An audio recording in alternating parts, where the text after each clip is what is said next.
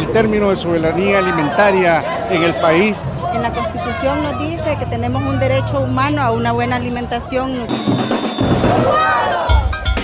Bienvenido y bienvenida a Ecotopía, tu espacio de conciencia ambiental. Un programa en el que podrás informarte sobre temas ambientales y las problemáticas que están afectando a las comunidades. Iniciamos. Si solo tuviéramos un poquito más de conciencia, el mundo no estaría como se encuentra hoy. Si solo cambiaríamos nuestra forma de actuar, podríamos recuperar la salud del planeta Tierra. Accompagner, yeah, yeah, yeah. Il n'est jamais trop tard pour changer le monde. No es tarde para cambiar.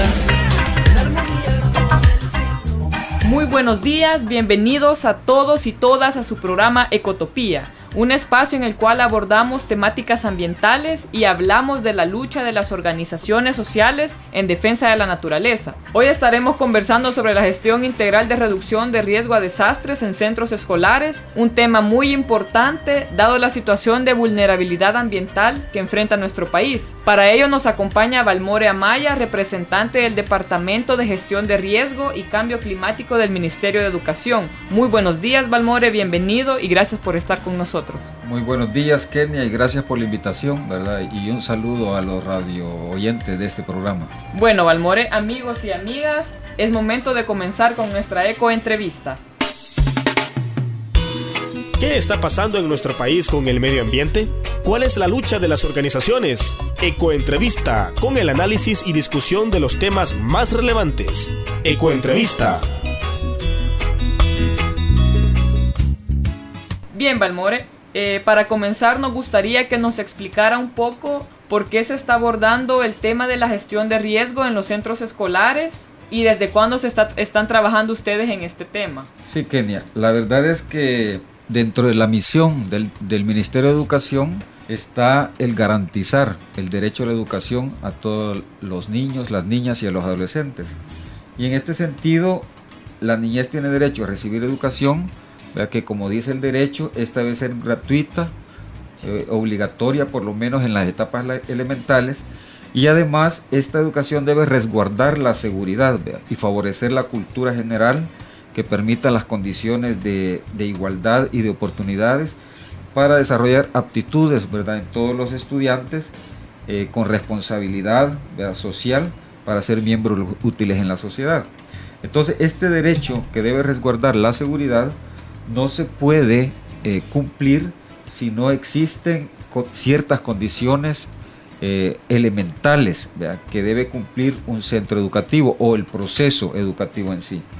Primero, el tema de la seguridad física de las escuelas. Ese es un factor muy importante que sin esta seguridad física en cuanto a la infraestructura adecuada para el desarrollo de estos procesos no se puede hablar de derecho. Por otro lado, el tema de la seguridad cognitiva y socioafectiva. O sea, el niño necesita ciertas condiciones de un ambiente escolar positivo. Y entonces estamos hablando de tener una organización de la escuela que le permita al niño aprender mejor. Y por otro lado, la educación no debe tener interrupciones, ¿verdad? Y debe ser un proceso continuo que le permita al niño ir aprendiendo y creciendo y adquiriendo todas aquellas habilidades para enfrentarse a la vida cotidiana, ¿verdad? Y hablando de educación sin interrupciones, entonces aquí entra el tema de las emergencias y los desastres, ¿verdad? Todos sabemos que uno de los principales impactos que tiene una emergencia o un desastre es que hay una interrupción brusca de la vida cotidiana, y dentro de esa vida cotidiana está el derecho a la educación. Ahora veamos un poco más el tema de cómo es que se trabaja con los centros escolares, porque sabemos que está la comunidad educativa, estudiantes y otro tipo de actores dentro de la comunidad que tienen que participar o tienen que involucrarse al trabajo que se realiza dentro del centro escolar. Pero esto, ¿cómo se desarrolla? Bueno, el Ministerio de Educación trabaja este tema desde hace muchos años, ¿verdad? Pero quizás podría decirle que comenzó a tomar más fuerza desde el terremoto de 1986, ¿verdad? Que causó gran impacto a nivel nacional, y esto obligó a todas las instituciones a crear políticas institucionales, ¿verdad?, que favorecieran el desarrollo de esta temática. Y en ese sentido estamos hablando de que el ministerio comenzó a formular orientaciones de cómo el centro escolar podía trabajar la gestión de riesgos, y en aquel momento no se hablaba de gestión de riesgos, se hablaba más de cómo responder adecuadamente ante una emergencia. Entonces, en ese sentido se elaboraron orientaciones de cómo elaborar un plan de protección escolar, y hasta la fecha la normativa se llama así, orientaciones para elaborar el plan de protección escolar. Ahora bien, este plan de protección escolar tiene varios pasos. Sí. Uno de los primeros pasos, y es muy importante para nosotros, es el tema de la sensibilización de la comunidad educativa. Y cuando hablamos de comunidad educativa estamos hablando de estudiantes, padres y madres de familia, profesores, ¿verdad?, y personal administrativo del centro escolar, ¿verdad? Todo esto conforma la comunidad educativa más inmediata. Aparte de eso está la comunidad educativa ampliada, que entonces estamos hablando de otros actores fuera del centro escolar, como son las organizaciones locales, las ONGs, ¿verdad? Y en ese sentido se necesita que estos actores de la comunidad educativa comprendan la necesidad y la importancia de trabajar en la gestión de riesgo, por trabajar por la protección y la seguridad de la comunidad educativa. Valmore, ahora otro punto importante. Ustedes trabajan el tema de gestión integral de reducción de riesgo a desastres. ¿Por qué han retomado este tema, este concepto? Hay que recordar que con el paso del tiempo, digamos, el país ha ido adquiriendo mucha experiencia, ¿verdad?, en el tema de protección y seguridad en lo que tiene que ver a la respuesta. Y en ese sentido también nos hemos dado cuenta que es necesario en esta gestión del desarrollo trascender, ¿verdad?, de una etapa de reacción ante una emergencia, sí, a un proceso, a una gestión más prospectiva. Sí. Y cuando estamos hablando de gestión más prospectiva, estamos hablando de aquel conjunto coherente, ordenado de estrategias y programas, no solamente que tenga que ver con la reacción, sino también con el tema de corregir lo que viene mal, ¿verdad?, desde muy atrás, ¿verdad? Sí. Y esto tiene que ver con intervenir en los factores de riesgos, ¿verdad? O sea, cómo crear condiciones para no generar más riesgos. Uh-huh. Entonces estamos hablando aquí entramos al tema de la prevención. Sí. Y para el sector educativo es muy importante el tema de la prevención, ¿verdad? Porque formar una cultura de prevención, o sea, permite que se vaya formando una ciudadanía activa, una ciudadanía que piense en cuidar el medio ambiente, en no crear condiciones de riesgo, ¿verdad?, en ser crítico ante situaciones o proyectos que pueden generar riesgo. Y aquí entramos, por ejemplo, el tema de la minería, ¿verdad?, que hace poco ha estado muy activo en la agenda nacional. Entonces, detener la minería es una acción concreta de prevención, ¿verdad? Entonces ya estamos previniendo. Mientras que tenemos el caso de la reforestación, por ejemplo. Ya con la reforestación lo que estamos haciendo es corrigiendo una situación que ya se dio en el país, ¿verdad? Entonces es necesario enfocarnos en el tema de la prevención.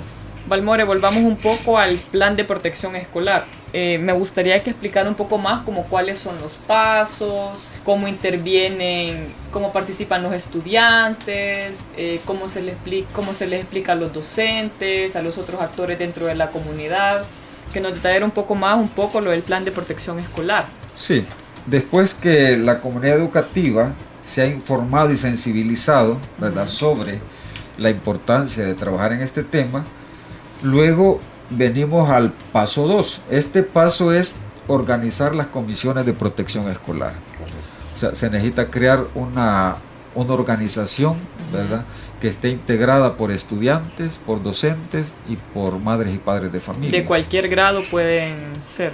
Aquí tomamos dos aspectos, ¿verdad?, tanto la parte pedagógica y educativa, uh-huh, que no importa Por ejemplo, en las parvularias igual formamos las comisiones de protección escolar como un ejercicio pedagógico para que los niños vayan aprendiendo. Sin embargo, sabemos que a la hora de una emergencia son los padres de familia los que van a responder y los que se organizan de una determinada forma para poder proteger a los más pequeñitos. Sí. Pero sí lo hacemos en todos los grados. Claro, ya en los grados más grandes, digamos de sexto grado para arriba, entonces los jóvenes ya tienen ciertas habilidades y se capacita de tal forma que ellos puedan responder en una situación de emergencia. Entonces se hacen las comisiones, y luego de que se hacen las comisiones, ¿cuál es el siguiente paso que sigue dentro del plan? Bueno, luego de hacer las comisiones, estas comisiones se capacitan. Sí. Hay una capacitación sobre primeros auxilios, a la comisión de primeros auxilios, sobre rescate, sobre protección ambiental, ¿verdad? Sobre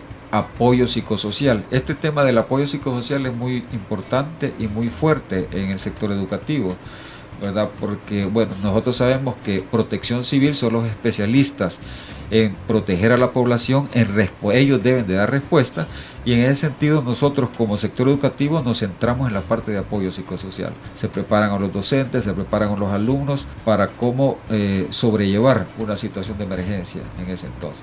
Hablando, cuando ya están organizados los jóvenes, entonces se pasa a hacer un análisis de riesgo del centro escolar.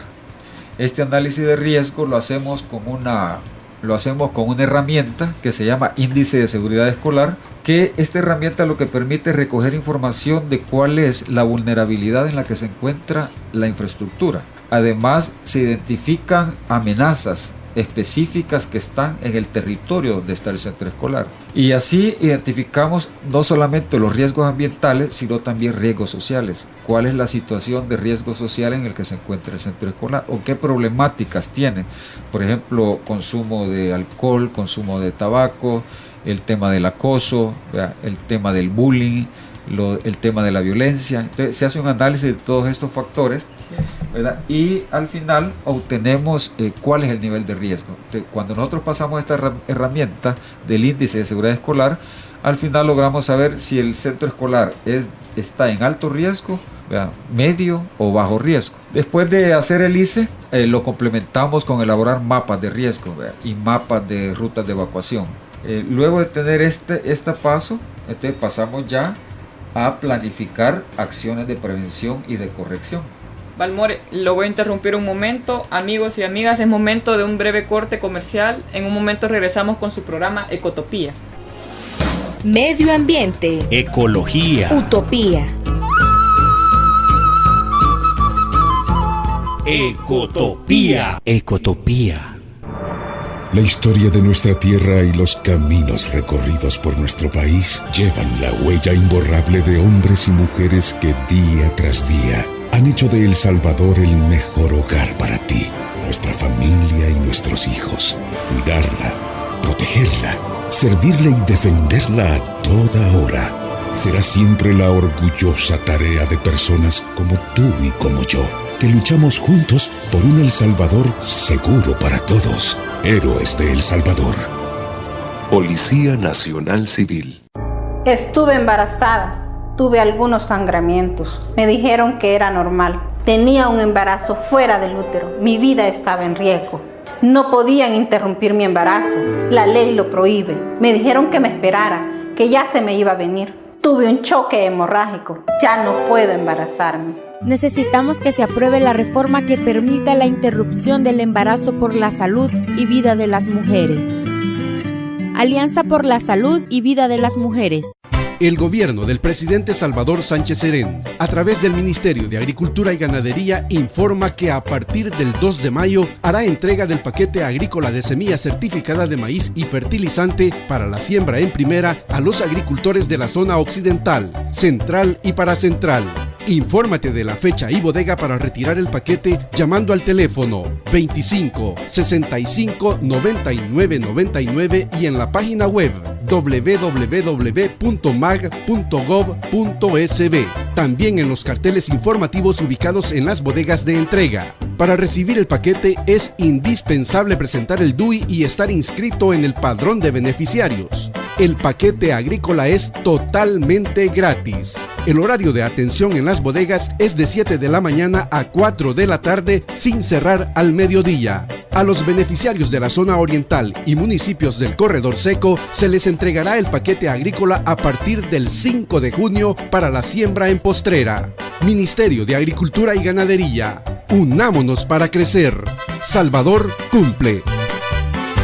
El Fondo de Inversión Social para el Desarrollo Local FISDL trabaja en coordinación con las municipalidades para ejecutar programas sociales, construir y mejorar infraestructura básica y fortalecer las capacidades locales para que las comunidades logren un desarrollo integral. FISDL, comprometido con el desarrollo local. Él es Rubén. Tiene 35 años, está casado y tiene 2 hijos. Rubén ha sido diagnosticado con cáncer de pulmón. Su sueño era ver crecer a sus hijos y llegar a ser gerente del negocio donde trabaja. Rubén es mesero. Rubén nunca fumó. Esta puede ser su historia. Es prohibido fumar en ambientes donde se comercializa alimentos y bebidas, regulado en la Ley para el Control del Tabaco, artículo 6. Tu denuncia es confidencial. Llama al 2528-9727 o al 2205-1319. Un mensaje de Fosalud, Gobierno de El Salvador. Medio ambiente. Ecología. Utopía. Ecotopía. Ecotopía. Regresamos, amigos y amigas, a su programa Ecotopía, donde estamos conversando con Balmore Amaya, representante del Departamento de Gestión de Riesgo y Cambio Climático del Ministerio de Educación, sobre la gestión de riesgo en centros escolares. Balmore, en el bloque 1 nos quedamos un poco, usted estaba explicando sobre el tema de los pasos que se tienen que dar en los centros escolares y se quedó en el tema de la elaboración del mapa de protección escolar. Me gustaría que nos siguiera explicando un poco cómo se desarrollan los demás pasos. Sí, al tener el análisis de riesgo del centro escolar, ¿verdad? Entonces con toda esta información pasamos ya a planificar acciones, porque si ya conocemos a cuáles amenazas está expuesta la comunidad educativa, entonces ya pasamos a planificar acciones concretas de protección y seguridad, de cómo vamos a responder ante una inminente amenaza, ¿verdad? O una emergencia. Entonces en ese sentido se planifican acciones de prevención. Bueno, planificamos sobre todo la Comisión de Educación, hace mucha capacitación a madres y padres de familia sobre cómo elaborar además planes familiares de protección. También se capacita sobre las normas INE, que son las normas mínimas para la educación durante la emergencia, porque recuerde de que hemos hablado de que uno de los mayores impactos es la interrupción de la educación. Correcto. Y en ese sentido existen normas internacionales que nos orientan sobre cómo podemos nosotros garantizar este derecho a la educación durante una situación de emergencia. Sí. Y precisamente porque ya se entendió que la escolaridad regular restaura el sentido de normalidad. Si nosotros logramos mantener, digamos, a la población estudiantil activa, ¿verdad? Conociendo, manejando temas con base a la necesidad de una emergencia, entonces los niños y las niñas esta interrupción la sienten nada más de una forma pasajera, sí. Porque el ir a la escuela les da ese sentido de normalidad. Entonces ya sea en la misma escuela o en un albergue, es necesario crear actividades educativas para que el niño no sienta esa diferencia.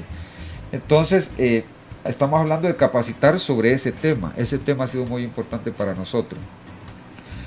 La otra situación, luego pasamos a las actividades ya de preparar a la respuesta.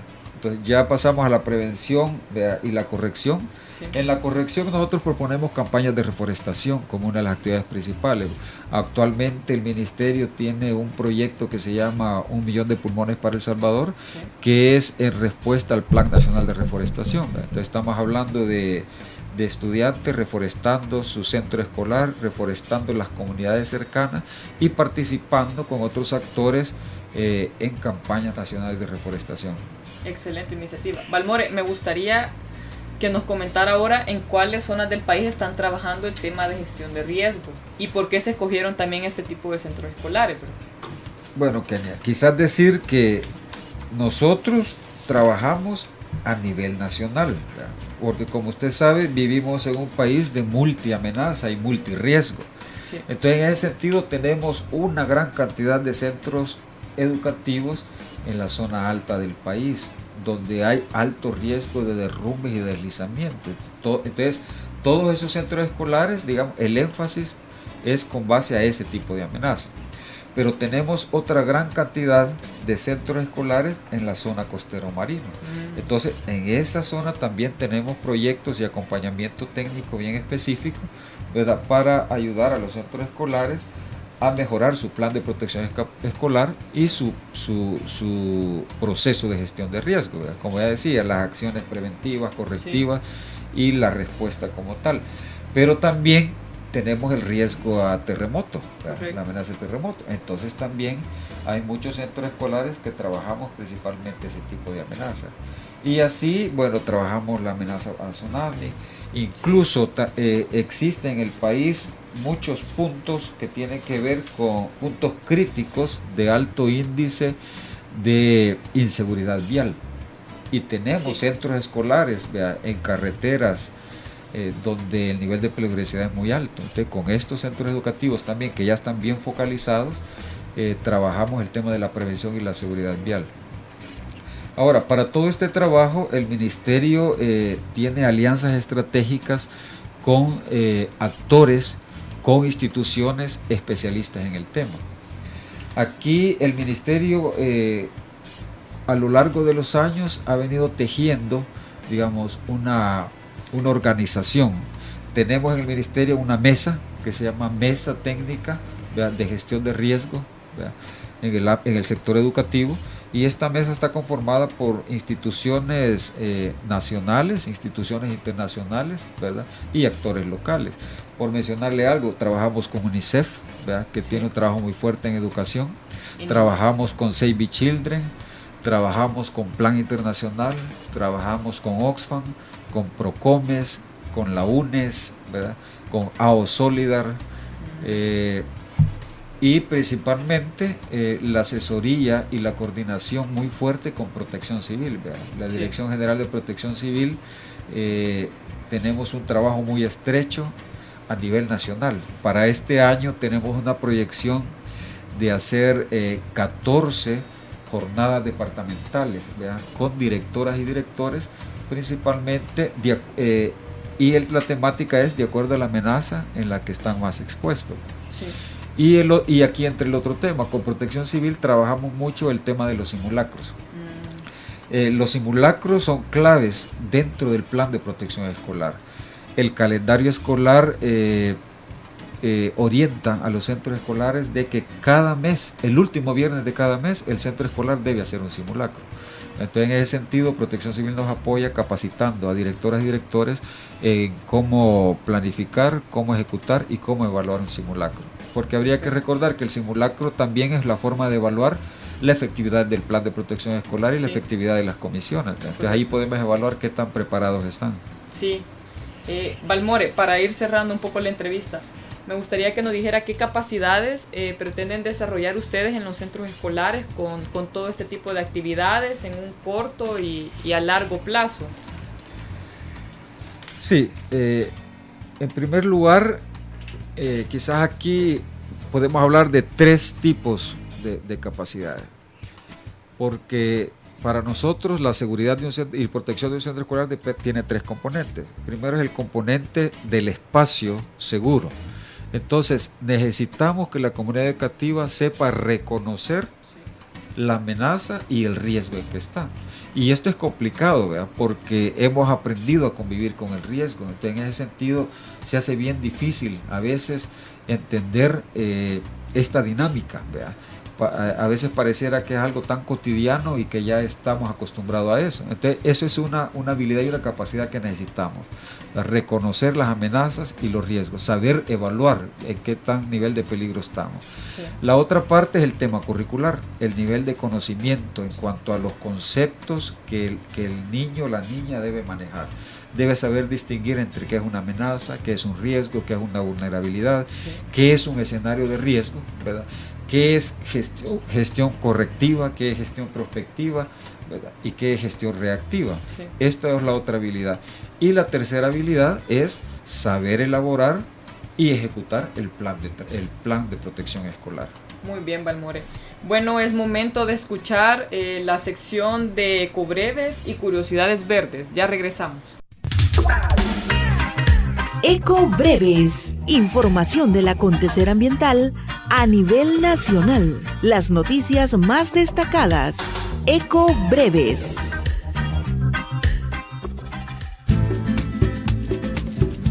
El Comité Ambiental de San Julián en Sonsonate denunció ante el Tribunal Ambiental de Santa Ana 2 casos de deforestación masiva que están amenazando los recursos hídricos de las y los habitantes. Los casos presentados son el de la finca San Francisco, ubicada en el cantón Peñablanca, y el de la cooperativa Los Lagartos, del cantón Lagartos, ambas en el municipio de San Julián. Se espera que a través de la intervención del tribunal se pueda parar la deforestación e iniciar un proceso de reforestación en las zonas afectadas, aplicando la ley para proteger a la población y garantizar su bienestar. El próximo domingo 28 de mayo se realizará en Suchitoto, Cuscatlán, una consulta popular para declarar al agua como derecho humano. A través de la participación ciudadana, se busca evitar que el bien hídrico y el medio ambiente sean amenazados por empresas. Es por ello que a través de la legislación municipal y la sensibilización de la población se exija que se actúe según el marco legal y se priorice la garantía y sustentabilidad del agua para la población.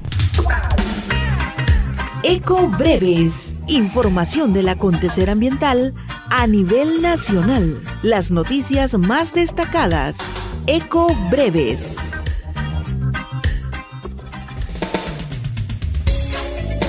Historia e información curiosa de nuestro medio ambiente. Conócelos en Curiosidades Verdes.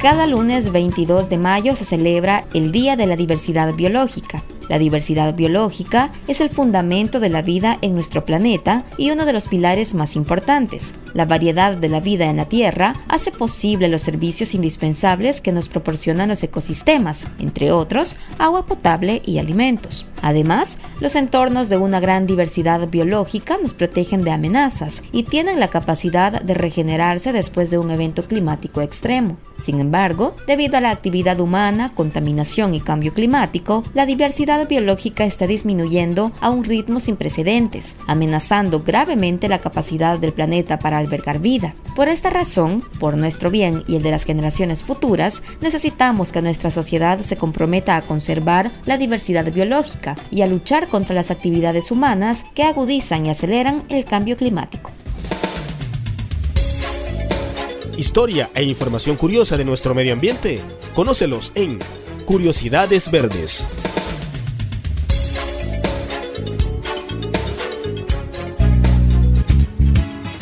Bueno, muchas gracias a ARPAS por este material informativo. Hoy estuvimos conversando con Balmore Amaya, representante del Departamento de Gestión de Riesgo y Cambio Climático del Ministerio de Educación, sobre la gestión integral de reducción de riesgo a desastres en centros educativos. Balmore, muchas gracias por habernos acompañado esta mañana. Muchas gracias a ustedes por la invitación y nada más quiero cerrar diciendo que nosotros utilizamos un eslogan que dice: más vale aprender en prevención, ¿verdad?